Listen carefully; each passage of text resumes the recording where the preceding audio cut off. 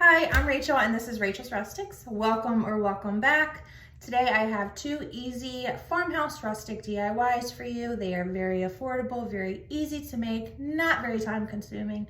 If that's something you want to see, stick around. Hit the subscribe button, like this video for me, share with your friends, please, please, please.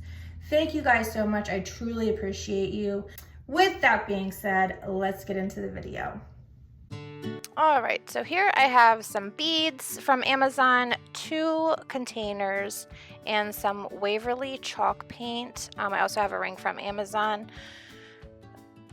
This chalk paint is Waverly's elephant chalk paint, and I will put up a picture of the rings. I purchased these at Walmart for $3.82, and it is a 3-pack. I am using the middle ring. Alright, so here I'm going to take that Waverly elephant chalk paint and some water, and I'm basically going to make a stain. So I just grab another little container here, I add the water, and then I add the stain, and I'm going to mix that up and, grab the paint, and I'm going to mix that up, and I'm going to basically make a stain from it. It gets real thin, it doesn't smell like a stain, you know, that terrible smell that you get from stains. And it's super easy to clean up. So I actually end up doing this 2 times because I guess when I used my heat tool to dry these, and when I pulled them up out of the container, there was like these little darker spots, and I assumed that it came from when I was drying it, like the paint was coming out from the hole of the bead. So like I said, I just do this 2 times. So in order to make it a little bit darker, try to get rid of those spots, I just take them out, dry them, and then I just put them right back into that same stain mixture that I made. My son's over here in the bottom right hand corner. You can see him making a little craft along with me. We have a little frog that comes to our back sliding door every night, and we assume that he's sitting there eating the bugs that fly up to the window. So he wanted to make him a little house, so I grabbed some of my stuff and allowed him to craft along with me and make a little froggy house. So here I am just pulling them out, trying to dry them off as best I can. I was trying not to get my hands too dirty, but whatever. You get dirty when you craft. And I really like the color of these beads when they're dry like that. So I was kind of bummed that I had to do it a little bit darker, but it's alright. That's part of crafting, right? Sometimes there's happy mistakes and sometimes you just mess up. Alright, so here I am drying it, and you can, I don't know if you can see it here, but some of the, okay, there we go. So here you can see it. There's some of the beads up there have some spots on them. So here's the frog house too, just so you can see it. So there's some spots on these beads. But anyway, I figured that I'll just distress it in the end, right? So it'll cover it up anyway. So I take these beads and I put 10 on each side. This was a project that I had earlier before actually, and I pulled it apart and I'm just redoing it. That's something I like to do so that, you know, when you kind of get tired of something and you can reuse your materials and make something different. So I take the ends of the ring and I overlap them just a little bit, and I didn't realize I was off camera, and I tape that together, and then I take this burlap ribbon that I purchased, I'm pretty sure at the Dollar General, and I wrap that around the tape and the wire ring. And I do that so that I'm going to add some florals. So I do this so that I have something to glue those florals to, because if I just use the ring, then there's a good chance that they'll just fall right off. So I wrap that ribbon around just a couple times. I think maybe like 5 or 6 times. And you're not going to see this anyway. So you could use any ribbon or cloth or just tape or something, if you whatever you want to do. You do you. So I just cut that there. I glue it to itself.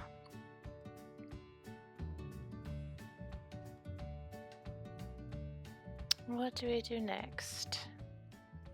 I didn't realize I had stopped the video and I started again, and I didn't realize that I wasn't in the like zoom out like setting in my camera, so I apologize. Some of this stuff is a little off screen.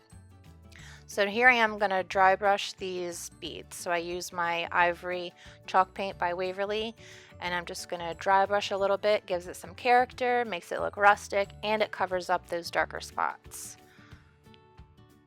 So win-win, right? So I just do that to all of them. Like I said, there's 10 on each side.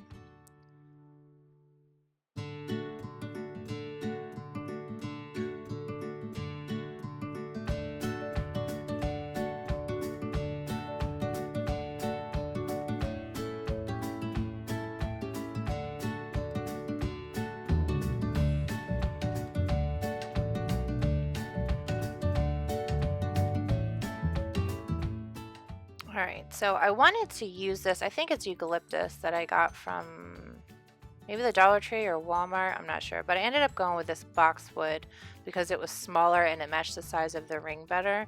So we just take 2 pieces and I hot glue that to the we'll call it a wreath now. So I hot glue that to the wreath. And now because I put that ribbon there, now I have something to glue to.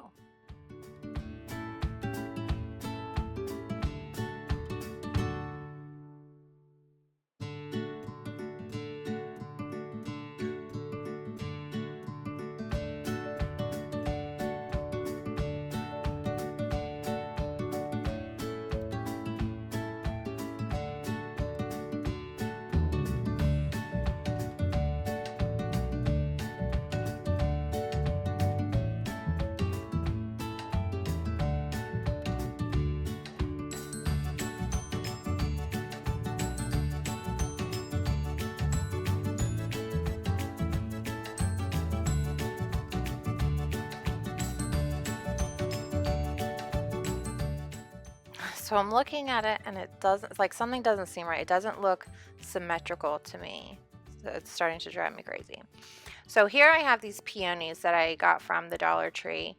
And in the end, when you see the end picture, I end up taking the bottom petals, like the bigger ones on the outside, and I kind of glued those together a little bit because they were going in all kinds of crazy different directions. So it just gave it a little like structure and stability by gluing the petals to one another. So I glue these 3 down, and then I notice what's going on with my wreath. So right on the right hand side right there, I figured out that that top like stem is longer than the other side. So I cut that down, and simple solution, I just hot glue that down underneath of the peonies, and now it's gonna look a lot more symmetrical. So when I left that in there, like we all make mistakes, we all, you know, kind of go with the flow and figure out as we're going, right? Here I have some Dollar Tree faux leather ribbon. I've used this before. Actually used a darker one before, but I thought that this looked pretty good with this wreath.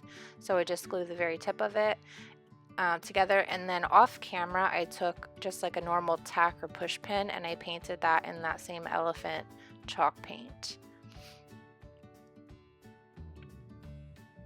And there she is, all finished. And then you'll see here I posted a video of it. There you go. So now you can see that the tack is painted, giving a nice close-up. Can't see those spots anymore. And the petals are glued together, and you never know. Hope you guys like it. All right, number 2. I have got ivory, mineral, ink, and elephant chalk paint, all by Waverly. And then I also have this, I say it looks like a pie tin to me. I got that from the Dollar Tree, but it has these 2 holes in it where you can hang it on the wall, and I didn't want that to be seen. So I just took the silicone part of this, it holds my glue gun, so I just kind of pushed that up against there, and I squirted some hot glue gun in there to cover those holes, and then I can trim it down and paint over it, and you never know the difference. So I waited a lot longer than what it shows on the video. I cut that part out because it wasn't necessary for you to sit there and watch all that. So then I just take that finger knife, or you could take like a razor blade or whatever, and I just very easily and gently cut the glue off where it's kind of sticking out a little bit, and then it's flush to the tin. And I do that on both sides. And I'm going to like faux galvanize this, if that's what we call it. So first I take that elephant chalk paint, and that's going to be like my base layer. So I take some like stenciling brushes, or stippling I think some people call it, and I'm bouncing up and down, pouncing, however you want to say it, around the entire thing. I do the top, the bottom, the sides, the inside sides. I get the whole thing, but I'm not looking for like really good coverage, because there's going to be so many layers to this. You won't be able to, you know, notice if there's little bits and pieces that come through. It's all going to be covered in the end.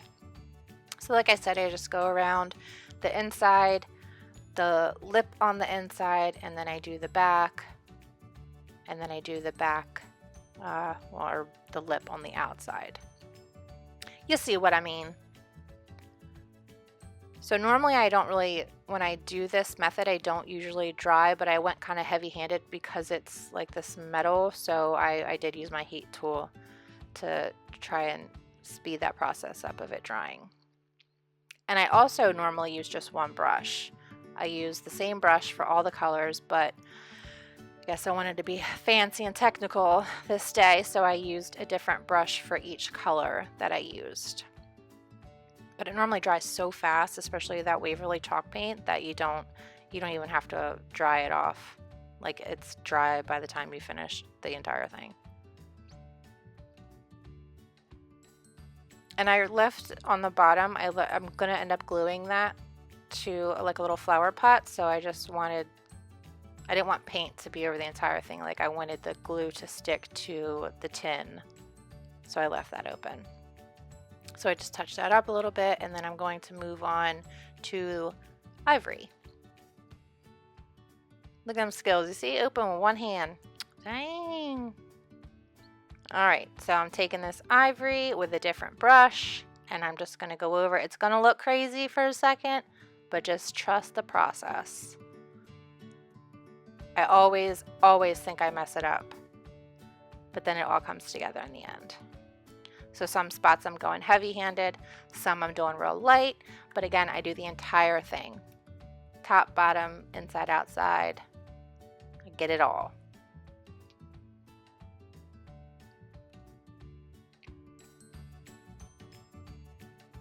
And then I grab the ink, which is the black, and I do the same thing. So these other colors, the elephant is the one that I covered the entire thing, but these other ones is kind of here and there, no rhyme or reason. It's all random. It's wherever your hand ends up. And I also have my fan on, so that's helping speed up the drying process too.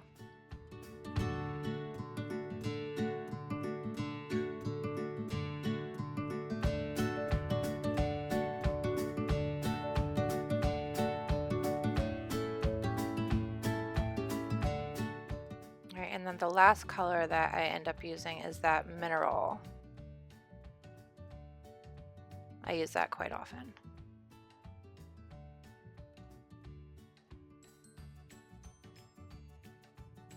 So here, when I do this, it really starts to come together. Like, it all kind of blends in, and it's starting to look really nice. So you can see how it kind of comes together throughout this process. And of course, we're going to rust it up. We got to make it look like it's rusted, because it's rustic farmhouse.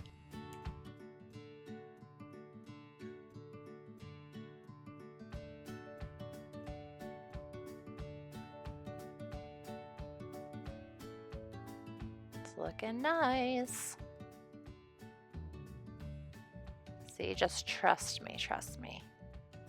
I used to be so scared to do this, but then I fell in love with it. So here we go again with the bottom layer. The same paint that I used on that bottom layer, I'm now going over the entire thing, and that really blends it in. Some of that white and black and light gray, all that's gonna pop through, and it's really gonna look like it's like an old piece of metal. It's not gonna look shiny anymore. I don't like shiny stuff.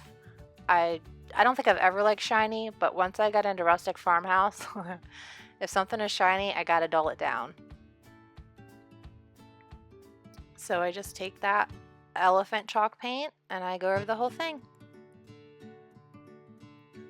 And it blends it all in so beautifully.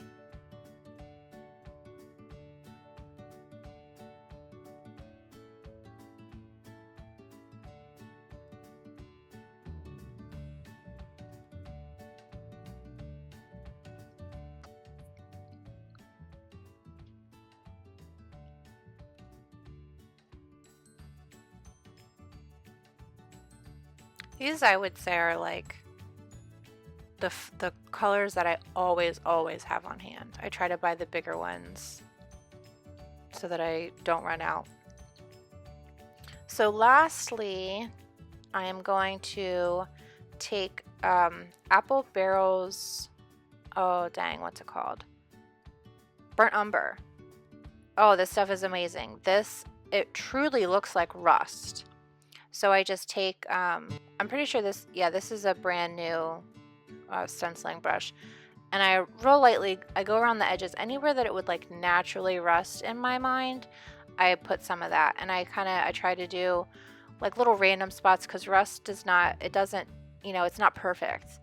It doesn't just go around the edges. I try to focus on the inside, that spot there that I'm doing, and then I go up a little bit and inside, and then I do the outside bottom. All of that. It looks really cool. It looks more like rust when it dries and like in person.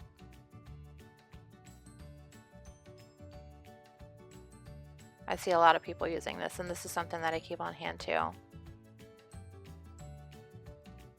And you only need a little bit of it.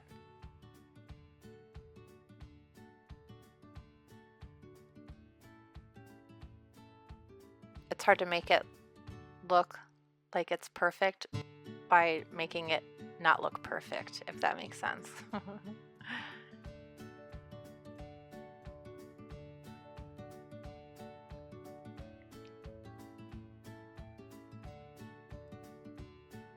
So I just dry that, make sure that all the paint's dry, so when I set it aside I'm not gonna mess up anything.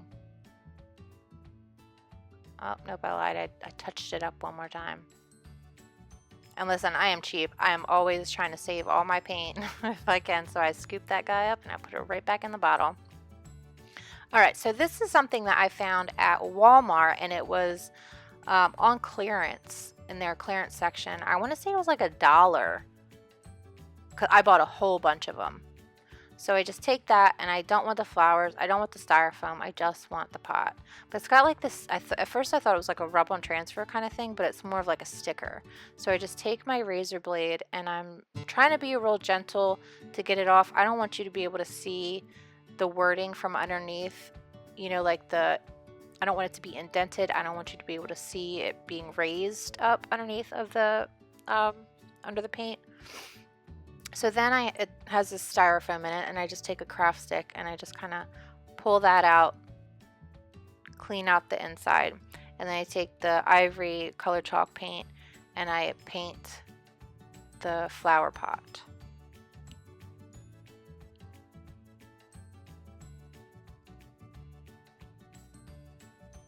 And I do 2 coats of this.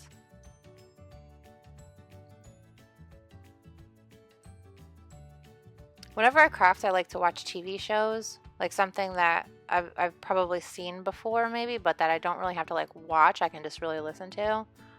You guys do that too? It makes it go by so much faster. You're not just sitting there in silence. Or maybe some music or something that's really nice to do. I think I'm watching American Housewife here. So I just do my layer of ivory, I dry it with that heat tool, and I paint my second coat.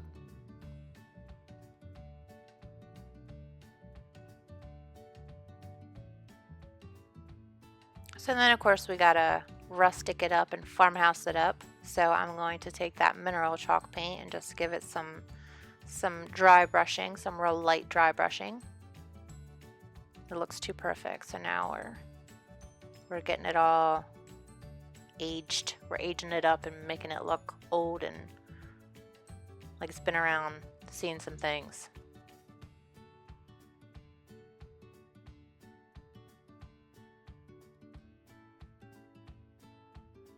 And And then I'm just going to take some hot glue and I'm going to glue the tin to the flower pot. I guess, yeah, it's a tin. Try to line it up as best I can. And there she is. Alright, so here I'm going to end up taking some reindeer moss and putting that in this tin, and I'm going to take some succulents and put that right on top. So this succulent to the right of my hand, it's a whole bunch of succulents like put together, and they use the floral tape to keep it together. So it's so big and so fluffy, so I just use that one thing in there and I set it down, but because of those wires, I didn't want to cut it because I want to use this in the future. So because all those wires are there, I take another succulent, these like beaded succulents, I don't know what they're called, but I take one and I just basically use that to cover up those wires so that you can't see them. And in the final reveal, I end up taking one more piece of the like beaded succulent and then one more smaller flower succulent to put it all together. Looks really nice. And you can also use this for like trinkets and things. So here I have it posted on my favorite milk jug in the world that I got at an antique store. And then here are some trinkets inside. Thank you guys so much. I truly appreciate you. Hello, I'm Rachel. This is Rachel's Rustics. Welcome or welcome back. I'm getting a little better at this. And take two.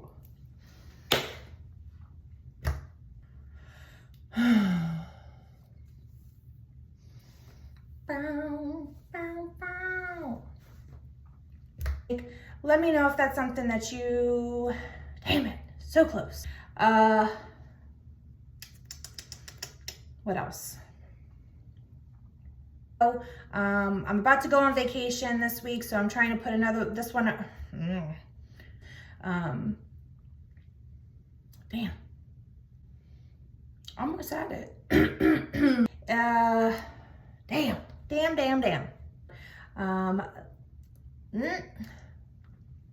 Hi, I'm Rachel, and this is Rachel's Rustics. Why am I doing that?